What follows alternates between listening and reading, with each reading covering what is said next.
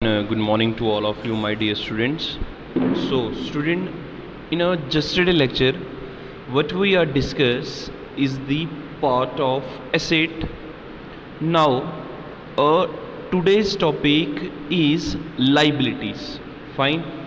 अगर हम अपने assets को थोड़ा सा नटशेल में अभी डिस्कस करें तो assets से कुछ important points जो हैं वो हमारे सामने आते हैं.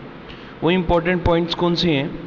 सबसे पहला, एसेट एक ऐसा इकोनॉमिक रिसोर्स है जिसे बिज़नेस में ख़रीद के लाया जाता है बिज़नेस की ऑपरेशनल एफिशिएंसी को बढ़ाने के लिए. फाइन. दूसरा था कि ये एक ऐसे रिसोर्सेज होंगे जिनको मॉनेटरी वैल्यू में हम क्या कर सकते हैं, मेजर कर सकते हैं. फाइन. सो अब हम बात करते हैं अपने सेकेंड एस्पेक्ट की. हमारा जो आज का सेकेंड एस्पेक्ट है वो है लाइबिलिटीज़. फाइन. अब ये लाइबिलिटी और एसेट, अगर हम एसेट और लाइबिलिटी से ही डिफरेंस निकालें तो एसेट मीन्स जो हमारा अपना, लाइबिलिटी मीन जो हमारा कर्ज. फिर से रिपीट कर रहा हूँ, एसेट मीन जो हमारा अपना होगा और लाइबिलिटी मीन जो हमारा कर्ज होगा. फाइन. तो assets mean owned resources, liabilities mean obligation. Fine. अगर हम बात करें अब लाइबिलिटीज़ की, तो लाइबिलिटीज़ की यहाँ पे कंडीशन क्या लिखी हुई है? Liabilities is the amount which the business owes to outsider except the amount of proprietor. मतलब लाइबिलिटी एक ऐसा कर्ज होगा जो हम बाहर के एक्सटर्नल इन्वायरमेंट से बिजनेस में लाते हैं. अब बाहर का एक्सटर्नल इन्वायरमेंट, जैसे फॉर एग्जांपल हमारा एक बिज़नेस है गवर्नमेंट बिज़नेस का, और हमने कुछ गारमेंट्स को ख़रीदा. उन गारमेंट्स को हमने क्रेडिट पे ख़रीदा. जब हम उन गारमेंट्स को क्रेडिट पे ख़रीद रहे हैं तब जो पैसा हमने बाहर के एक्सटर्नल इन्वायरमेंट से, मैन्युफैक्चरर से लिया, ठीक है, वो हमारा बन गया ओब्लिगेशन. यही पैसा हमें कल उस मैन्युफैक्चरर को जहाँ होलसेलर को वापस करना है. टिल जब तक ये ड्यू है तब तक ये हमारी क्या बनेगी, लाइबिलिटीज़. फाइन. इसके बाद कहा गया है except the amount of proprietor. Proprietor यहाँ पे क्या है? यहाँ पे प्रोप्राइटर का मतलब है ओनर का पैसा. फाइन. ओनर का पैसा. फाइन. इस बार लिखा हुआ है in other words the amount of all the claim beside the owners are called liabilities. यहाँ पे लिखा गया है कि जितना भी अमाउंट ऑफ क्लेम होगा, चाहे वो इंटरनल इन्वायरमेंट से हो चाहे वो एक्सटर्नल इन्वायरमेंट से हो, उसको हम क्या बोलेंगे, लाइबिलिटीज़. किसके पैसे को छोड़ के? ओनर के पैसे को छोड़ के. तो अब हम इस लाइन को क्लियर करते हैं. सपोज करिए एक हमारा गवर्नमेंट बिजनेस है और उस गवर्नमेंट बिजनेस में अगर ओनर ने उस गवर्नमेंट बिजनेस ने अपने ही ओनर से पैसा लिया है तो that doesn't implies liabilities, but that implies the internal liability of the firm toward the owner of the business is termed as capital. Fine. But अगर हम लाइबिलिटीज़ की बात करें तो लाइबिलिटीज़ क्लासिफाइड होती हैं दो पार्ट में. एक पार्ट होता है इंटरनल लाइबिलिटी, एक पार्ट होता है एक्सटर्नल लाइबिलिटी. अगर हम इंटरनल लाइबिलिटी की बात करें तो इंटरनल लाइबिलिटी वो लाइबिलिटी होगा जो फर्म अपने ओनर से लेगा. एक्सटर्नल लाइबिलिटी वो लाइबिलिटी होगा जो फर्म अपने बाहर के एक्सटर्नल इन्वायरमेंट से टूवर्ड क्रेडिटर से लेगा. फाइन. तो यहाँ पे एग्जांपल्स के तौर पे लिखा गया लाइबिलिटीज़ क्या होती हैं. क्रेडिटर वो पर्सन है बेटा जिनको हमने कल पैसे पे करने हैं. बिल पेएबल वो पर्सन हैं जिसको हमने कल आने वाले 2 या 3 मंथ्स के अंदर पैसे पे करने हैं. बैंक ओवरड्राफ्ट वो फैसिलिटी है जो बैंक प्रोवाइड करता है हमें. बैंक लोन, बैंक से लिया हुआ कर्ज. सैलरी और सेंडिंग, मतलब हमने अपने एम्प्लॉय को सैलरी पे करनी थी बट अभी पैसे नहीं हैं, कल पे करेंगे. जो पैसा कल पे किया जाता है दैट इम्प्लाइज कॉल्ड लाइबिलिटी. तो लाइबिलिटी दो तरह की है, एक इंटरनल लाइबिलिटी है और एक एक्सटर्नल लाइबिलिटी है. फाइन.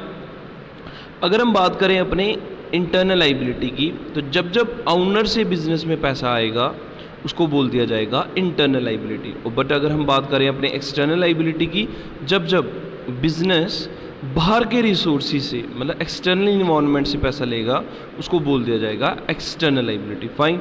तो लाइबिलिटी दो तरह में क्लासिफाइड होंगी, एक नॉन करंट और एक करंट। Fine, now concentrate.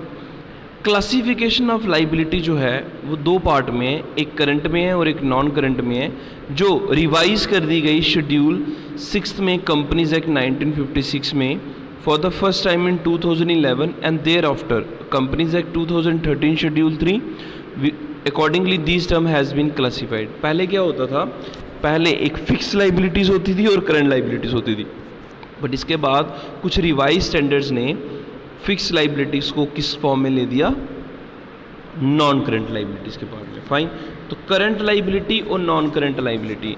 अगर मैं बात करूं अपने करंट लाइबिलिटी की, तो करंट लाइबिलिटी का मतलब वो लाइबिलिटी है जो आपको 1 साल के अंदर अंदर क्या कर देनी है, पे कर देनी है। बट अगर मैं बात करूं अपने नॉन करंट लाइबिलिटीज़ की, तो नॉन करंट लाइबिलिटीज़ वो लाइबिलिटीज़ होगी जो आपको अपने ऑपरेटिंग साइकिल जहाँ अपने 12 मंथ के बाद पे कर रही हैं। करंट लाइबिलिटीज़ वो लाइबिलिटीज़ होंगी जो शॉर्ट टर्म लाइबिलिटीज़ होंगी, नॉन करंट लाइबिलिटीज़ वो लाइबिलिटीज़ होंगी जो लॉन्ग टर्म होंगी। फाइन, तो लाइबिलिटीज़ के बारे में पढ़ते हैं हम। Current liabilities, liability shall be classified as a current when it satisfied the any of the following criteria. Liability तब तक लाइबिलिटी, करंट लाइबिलिटी तब तक लाइबिलिटी नहीं होगी जब तक इन क्राइटेरियन को वो फॉलो नहीं करेगी। पहला है, it is expected to be settle in the company normal operating cycle. अब नहीं, नॉर्मल ऑपरेटिंग साइकिल क्या है? ऑपरेटिंग साइकिल एक ऐसा टाइम है जब हम acquisition of assets for processing and then realise in cash और कैश इक्विवेलेंट। फॉर एग्जांपल, हमने एक स्टॉक खरीदा और उस स्टॉक को हमने किस में कन्वर्ट कर दिया, कैश या कैश इक्विवेलेंट में। Operating cycle is assume as 12 month if it cannot be identified. Operating cycle का क्राइटेरिया यहाँ पे ये रखा गया है कि ये सिर्फ कितने मंथ की होनी चाहिए, 12 मंथ की होनी चाहिए। Fine, second process, it is held primary for the purpose of being traded और it is due to settle within 12 month after reporting date. मतलब इसका नटशल मैं आपको बता दूं। फॉर एग्जांपल, अगर हम आज की डेट देखें, आज का डेट जो है वो है 13 अगस्त। फाइन, अगर हम बात करें 14 अगस्त इज़ अ टुडेज डेट। 14 अगस्त को अगर मैंने अपने क्रेडिटर से कुछ सामान लिए है, मैंने अपने होलसेलर से कुछ उधार पे सामान लिए और मेरे पास अब एक ऑपरेटिंग साइकिल का टाइम है। ऑपरेटिंग साइकिल का टाइम क्या है? जहाँ तो मैं उस स्टॉक को बेच के जो कैश रिलीज़ हो, जहाँ तो मैं वो कैश उसको पे कर दूँ, जहाँ मुझे पास 12 मंथ का टाइम होगा उस कर्ज को ख़त्म करने के लिए। Fine, in short the current liabilities are short term liabilities are those liabilities which are payable in a year or within accounting cycle, whichever is more.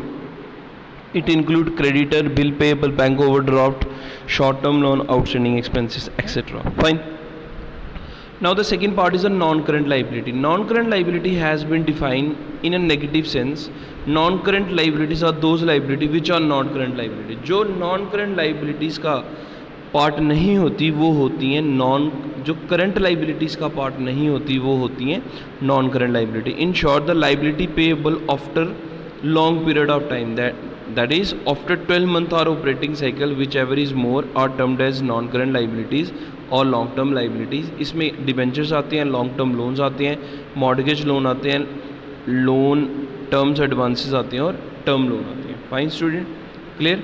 तो this is all about your car topic liability. Now shall we shall proceed toward the capital. अब capital क्या है? Capital क्या है?